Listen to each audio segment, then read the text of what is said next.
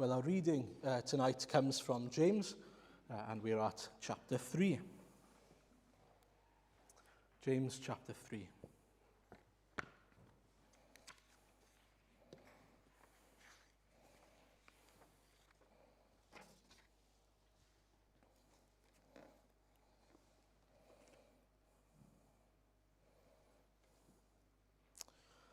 And we'll read the first 12 verses of chapter 3.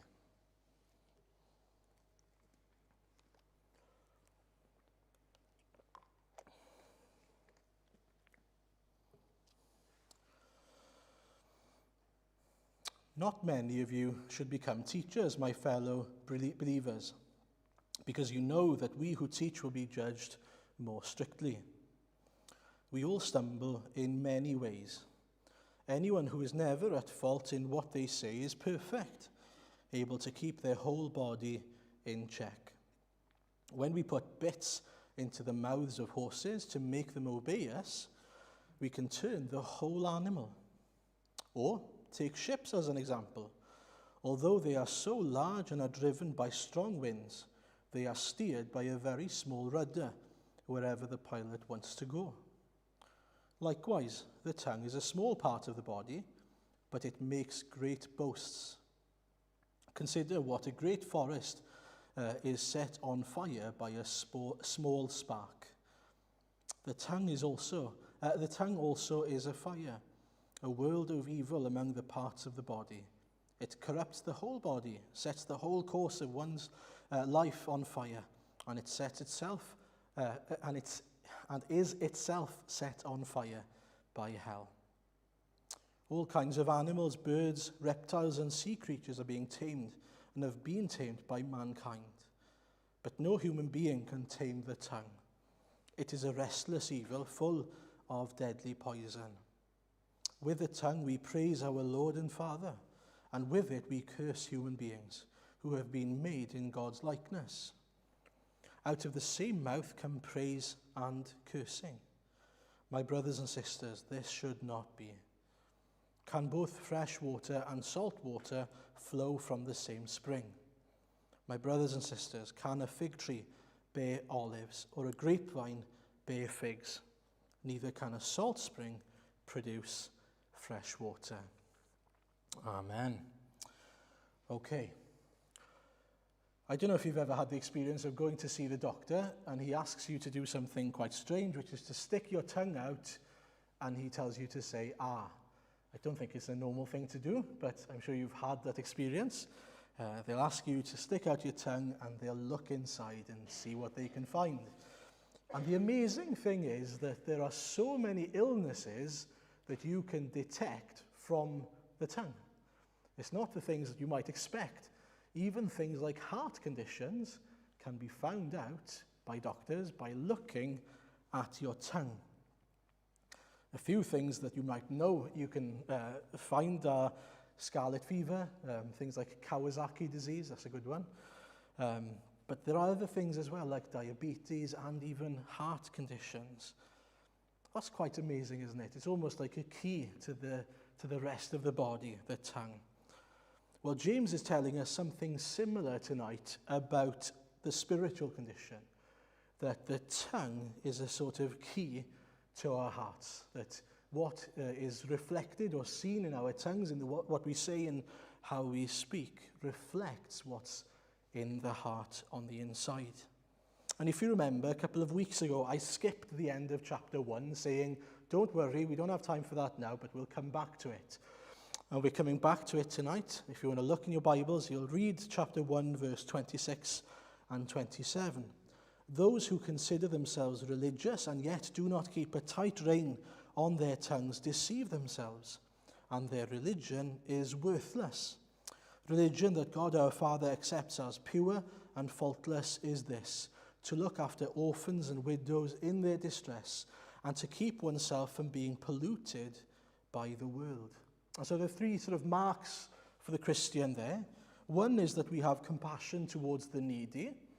The second is that we have a clear and that we stand in our testimony solidly then, that we're not polluted by the world. And the third is that we are in control of our tongue. And so clearly it's something that James feels twice now, he's already mentioned, that the tongue can be a problem. And interestingly, he begins by saying, not many of you should be teachers. This is sort of a warning that not many should teach. Why? Well, because teaching is done with the tongue. And so by teaching with the tongue, those who are teachers are capable of misleading other people. And by doing so, they're doing from a position of authority. And so it's a sobering thought, isn't it? How careful we need to be with our words, especially if you're a teacher, but also the fact that you have to give an account as a teacher as well. But it's a sobering thought for everyone. And it should make us think very carefully about the things that come out of our mouths. But there's also an admission in verse 2 in the passage that we all stumble in many ways. And so it is a problem that we will all stumble in so many ways, but he says the tongue being one of them. And it's something that we will all probably struggle with at some point in our lives, saying things that we shouldn't say, or not thinking before we speak, or perhaps speaking rashly or speaking lies out of our mouths, not being gracious even in the way that we speak to other people, or perhaps even in what we don't say and what we should be saying. Not coming out of our mouths. And so tonight I have three things that we're going to look at. Number one, the tongue might be small, but it's powerful. Number two, the tongue can't be humanly tamed. And then number three, there's hope for the tongue and for us. There's three things then. Firstly, the tongue might be small, but it is powerful. So in North Wales, my mother has a brother, so I have an uncle. His name is Ned, and he is a farmer, and he's a horse trainer. He used to be a professional boxer, and he went to the Commonwealth Games. He was very good at boxing, but he was very small. And when I say very small, I mean very small, somewhere between 5 foot and 5'2". He is very small. But people would say to other people when they were about to fight him, now, don't underestimate Ned. He might be small, but he's very powerful. And I'll tell you this now, I'm something like 6'2". I wouldn't go near him. Even now, he's about 72, I think. I wouldn't want to fight with him. He would probably still win. He's very powerful. And you'd never think from looking at him that he was that powerful. Well, James talks about the tongue in the same way. It's very small compared to the rest of the body, isn't it? And it's something that's often hidden as well from people outside. But it's very powerful. It can land you in a lot of trouble, and it can be used very dangerously.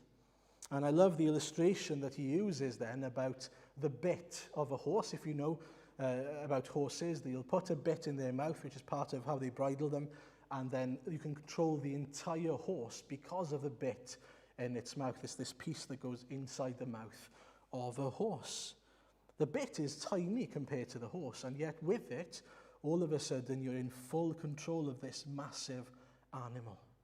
And then he talks about the ship, how a comparatively small rudder can steer the ship, which is huge in itself, but also against those huge winds that it'll face. And so it tells us, doesn't it, that this small mechanism, whether it's the rudder or the bit or the tongue, can have a massive impact. And so the tongue is mighty. And it's important to note that although the tongue is mighty, the answer to having a sinful tongue is not to cut it off or to keep silent, if you like. What I mean by that is the tongue itself is not the problem. It's the heart that's the problem. Your tongue is simply a vessel, a channel, if you like. And it can be used for good or for evil. It can be used as a weapon. God has given us tongues, let's not forget, and so they must be good. Why has he given us tongues? In order to be able to have fellowship together, and more importantly with God himself, to praise him, to declare the praises of the one who made us and who saved us. And so we see in Scripture, how often we read about declaring the praises that God is worthy of our praise with our mouths, with our tongues. And so, yes, the tongue can be used for good, for great things, but it can be also used for evil. And that, according to James here, if you'll notice, is the real danger. He says, doesn't he, in verse 9 and 10 especially, that there are times where one minute we will bless God with our lips or with our mouths and tongues, and the next we're cursing someone made in his image. It tells us how sort of fickle we can be and how sinful and how sin works in many ways as well, how it can creep up on us. But what struck me is that James focuses on the bad results of the mouth and of the tongue. And I think the reason why is because, I don't know about you, but I've never come across someone that has the problem of praising God too much with their tongues, or with singing praises too much with their tongues. It's usually the case, isn't it, as sinful human beings, that we are sinning too much with our tongues. It's not the other way around, that we're struggling to not praise God. And so, yes, the tongue is mighty, but it's got a tendency towards using it for sinful reasons. And that's important to notice. And it made me think of the passage in Isaiah 6, where Isaiah, if you remember, is commissioned by God. And what happens is he gets this big vision of the Lord, I would say the Lord Jesus himself, and his robe filling the temple. If you remember, the train of his robe filling the entire temple. And as he sees the glory of the Lord, he also recognizes something of his own sinful nature. And this is what he says in verse 5, I think it is. Woe to me, I am ruined, for I am a man of unclean lips, and I live among a people of unclean lips. And my eyes have seen the King, the Lord Almighty. And then what happens? Well, the seraphim, one of the seraphim flew to him with a live coal in his hand and touches his lips. And then he says, see, this has touched your lips.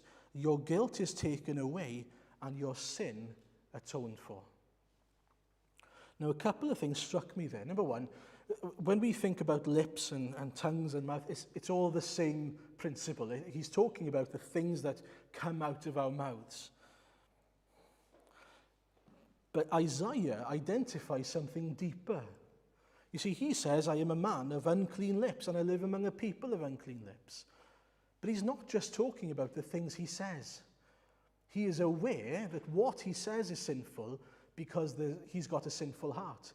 And I believe that the seraphim points that out to him as well, even if he isn't aware of it. I believe he is aware of it. But the response isn't, you now have clean lips. I've taken away your bad words. What's the response from the seraphim? This has touched your lips, your guilt is taken away, and your sin atoned for. He didn't say anything about his sin, apparently. He only talked about his lips. But you see, he was aware that what came out of his mouth came from a sinful heart. And so his sin was taken away because his lips were touched with this live coal then, pointing out that there was something deeper inside that needed to be dealt with. And so the tongue is sort of like a syringe. This is the illustration, the picture that came to my head, so bear with me. I think it makes sense. It made sense to me anyway. It's a tool, right? The syringe is a tool that can be used for good or for evil. It can be used for healing. It can be used to deliver medicine to someone in great need. But in the wrong hands, with the wrong stuff inside it, it can be used for pure evil that will result in death. And to some degree, that is the tongue. It's something that when we are using it improperly, will lead to other people being hurt, our witness being hurt, God being hurt, and just to destruction. And as believers then, the first point tonight is this: we need to be aware of the power of the tongue. And we need to be aware that we are sinners who have a tendency towards being sinful. But we have an option. It can be used for good. It can be used for blessing. It can be used for great things. I remember starting to mow the lawn when I was younger. I was about 10 years old, and that was the time I was allowed to cut the grass at home. So I used to cut the grass, and after at the beginning, my dad told me, right, look, this is a very dangerous machine. Be careful, right? It's powerful. There are blades involved. Yes, that's fine. Be careful now, it's a powerful petrol engine. Yeah, no problem. After the whole summer, I was quite confident. The following summer came along. I was 11 years old. I was a big boy by then. And I'd become too complacent. And so there was a rule when I was cutting the grass, supposedly, that I was supposed to turn the machine off if the machine ever clogged up. It sounds quite reasonable, doesn't it? If the machine clogs up, turn the machine off, because the blade was still turning. I'm sure you all know where this is going. However, I'd become complacent. I'd forgotten how powerful the machine was. So I decided, in my wisdom, to stick my hand where the collection box of the machine was. And I was very fortunate to still have 5 fingers on my right hand afterwards. But all I can say is that summer, when I went off to camp the following week, I went like that. The 2 fingers on either side were broken, 4 fingers broken, and I was very fortunate that they hadn't sliced off my fingers, frankly. Rather, it had hit just the right the blade was on an angle, and it hit right on the angle and just flew them all. And I was very fortunate, praise God for that. But it taught me a lesson, not to underestimate a powerful machine. And so the same applies with the tongue. Do not underestimate what comes out of the tongue, out of the mouth. It's important because, if anything, it's more understated than even a petrol machine, isn't it? It's sort of a silent assassin. We often speak without thinking. What should I be saying here? Lord, how can I glorify you here? Lord, how can I bless you here? And so we need to be thinking, right, am I spreading lies here? Am I bringing the gospel into disrepute here? Am I damaging relationships here? Or am I glorifying the Lord? Am I speaking joy? Am I speaking life? Am I speaking hope? Am I speaking the truth in love in these circumstances? There is a responsibility on us then to think about these things. That's the first point. The second point then, the tongue can't be humanly tamed. Look at verse 8. It says it very clearly that the tongue is something that cannot be tamed by human beings. Now, the tongue, as we see here, it stains the body. It stains the witness of the church when it's sinful then. When we use our tongue for evil, we are being bad witnesses, ineffective witnesses of the Lord Jesus, and we are poor ambassadors. Imagine a brand ambassador for McDonald's seen every day having lunch in Burger King with the enemies. Or imagine the brand ambassador for Ford choosing to drive around in a Vauxhall. It's not a great ambassador, is it? Well, we are ambassadors of the truth. That's what the word says, ambassadors of the truth, people of the truth. According to Ephesians 1, we have believed the word of truth. And then we are believers of the truth. We are people who wear the belt of truth. And we are people who are to proclaim the truth in love. And so we want integrity to belong to what we say.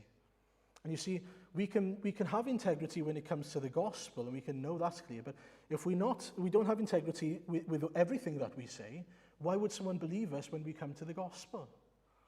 And so it matters, doesn't it? Our witness shouldn't be compromised. I wonder what people see in us. Now, the final illustration is quite interesting. If you go right down to verse, I think it's 11. I'll just check now.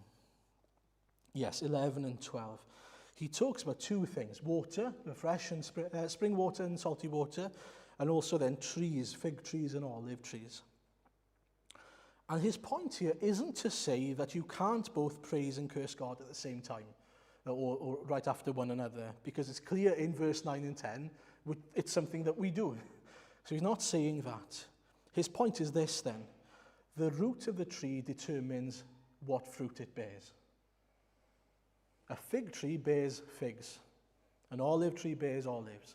A spring brings about fresh water, not salty water. That's his point here. And so he's saying the root of the tongue is the heart. And so, for example, he says a salt water can't yield fresh water. In other words, a sinful heart, unless it is saved and changed, can't bear fruit. And the opposite should be the case as well, of course. And so tonight, a sinful tongue might reveal that you have a bigger problem. It might reveal to you that you have a heart problem. And the answer to that is that you need a new heart, that you need a heart transplant. And if that is the case, you need to turn to Jesus, you need to be forgiven, and you need to be born again. That's the only solution. Unless we have sort of the right roots, we will never bear the right fruit, he says. And so that's very important. We can't be something unless we have been implanted into the true vine, basically, in the first place. And so the encouragement for you, if you are one of those people, is turn to Jesus. Seek him, seek his forgiveness, seek a new heart. And the encouragement for those of us who are in Christ is to remember you can bear fruit. You are there to bear fruit. You are here to bear fruit. God can bring about good things from those whose hearts have been changed by him. This is important. It's not just a should issue, it's a can issue. Yes, we should be doing it, but more importantly, we can do it. We have been saved to a life of good works. He has enabled us to do it. And so remind yourself of that, because Satan tells you the opposite. You can't do that. Who are you to live a life that's pleasing to God and to so and so? Sometimes I think we have the wrong mentality and the wrong image in our heads when we think of obedience to God. We think of him as this sort of evil boss who's just waiting for us to stumble and to fall in order for him to kick us out of his kingdom. But he's not like that at all, is he? As we heard this morning, he is a father, and it's a bit like he's teaching us how to walk. You know, if you've got kids, you'll know about this, or if you've seen other kids learning to walk. If you're a good teacher, you won't tell your child, right, you've got 3 opportunities. And if you fail after the 3rd, that's it, I'm going to get myself another child. Imagine. But I think that's how we see God sometimes. He's nothing like that. What does he do? He says, well, you're my child. I love you. And I want to encourage you into obedience because it is good for you and it gives you freedom to serve me and to live for me, but it also glorifies me at the same time. And so that's obedience, learning to walk again, spiritually speaking. And what does God do? He encourages us. He keeps us going on the right track. And yes, we're going to stumble, yes, we're going to fall, but he's the only one who's going to pick us up when he forgives us and puts us back on our feet. And that's how God deals with us as his children. It's very important. It only applies to his children, mind you. And that's another wonderful reason to come and make sure that you are a child of God. I like to think of the change in Paul's life. It's what came to mind when I was thinking about this. Without God, do you remember what Paul was like? His words were words that could result and did result in some people being persecuted and losing their lives because they loved Jesus. When he would say, kill them, they would be killed. And so there were times where he used his mouth for killing people. But now, because of Jesus, he uses his mouth, and by it, other people are saved. What a transformation. You see the power of the mouth? And our mouths can have the same power. It's not, of course, it's not our words, but it's God using us to be witnesses of his gospel. And so think big. I wonder what God will do in and through me and by my words this week, this month, this year. I wonder how he might use me. And that brings us to the last point. There's hope for the tongue and for us. And so we've seen that the tongue, and it says this in the passage, it can be like a match or like a spark that's used to ignite a forest fire. And you think back to incidents in history, like people like Paul who did terrible things before knowing Christ from even just his words. But I was thinking of people like Hitler who, with his words, persuaded people to go to war for him. People who were convinced by what he said. That's what caused them to want to follow him. Same with other people today. Out of the word, out of the mouth comes powerful things. But here are 4 encouragements for us. Number 1, when we fail, there's forgiveness. Notice there, it's not if we fail, it's when. When we fail, there's forgiveness. There are times when we will say the wrong things, where we will damage our witness. But we know where to turn, and we know what to do. The answer is to seek Christ, to repent, and to seek reconciliation with him and whoever we've spoken ill of or we've said a lie to. That's a great illustration of gospel power. It's to say to someone, I'm sorry, I shouldn't have said that. My dad probably won't be happy with me for saying this, but when my dad was a teenager, there was a guy called Graham Daniels, who now works for Christians in Sport, who was in his classroom. And when my father was playing cricket one day, he got angry. I think he missed a shot or something, and he got angry, really angry, I think. But then he came back into the classroom, or into the changing rooms, and he apologized to the entire team. My dad was a Christian at this point. And this absolutely perplexed Graham Daniels. Why did he apologize? And my dad explained it was because he was a Christian. He did something wrong. He was forgiven by God, and he wanted forgiveness between each other. And that man, through that and many other things, became a Christian. See how powerful your mouth is and how powerful our words are? Words of repentance, words of grace, words of truth. And so, yes, when we fail, there is forgiveness. Know where to turn and remember where to turn and make things right. Secondly, God is at work. This is important. It's a current thing. God is at work. He hasn't just worked in you to bring about salvation. He is still working in you. I don't know about you, but I am impatient. I'm an impatient person. I want to be perfect, and I want to be perfect now. Are you anything like that? But sanctification, it's a process. It's a lifelong process. God is at work, making us more like Jesus. And the point is, we shouldn't expect to be perfect overnight. We should expect that God is working in us.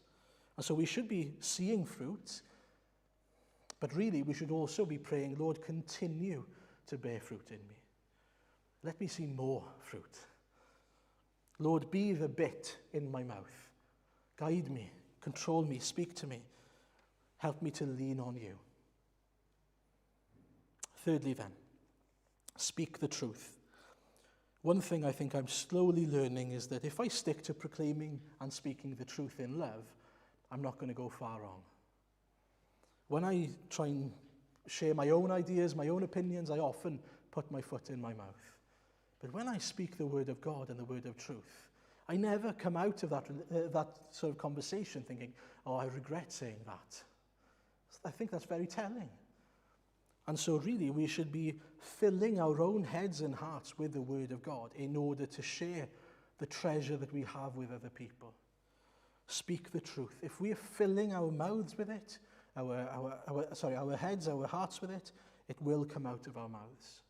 The word of God, the word of truth. And lastly, do you remember those bands that they used to do years ago with WWJD on them? Great bands. What would Jesus do? They were all the rage when I was a teenager. What would Jesus do? WWJD. And it was great, actually, because it made you think, what would Jesus do? But I want to ask you, WWJS, what would Jesus say?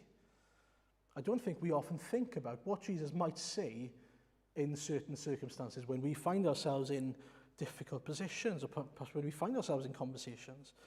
When I'm tired, when I'm impatient, when I'm struggling, if I seek the wisdom and the words of Jesus, I'm sure I'll find something good to say. We should be thinking constantly, how can I be more like Jesus? And the reason why is because that's exactly what God intends for us. God's intention in saving you was to make you exactly like Jesus Christ. Why do I say that? Because the word says that. Romans 8:29 says, for those God foreknew, he also predestined or decided at the beginning to be conformed to the image of his Son, so that he might be the firstborn among many brothers and sisters. In other words, he saved you to make you like Jesus Christ. It's a wonderful thing.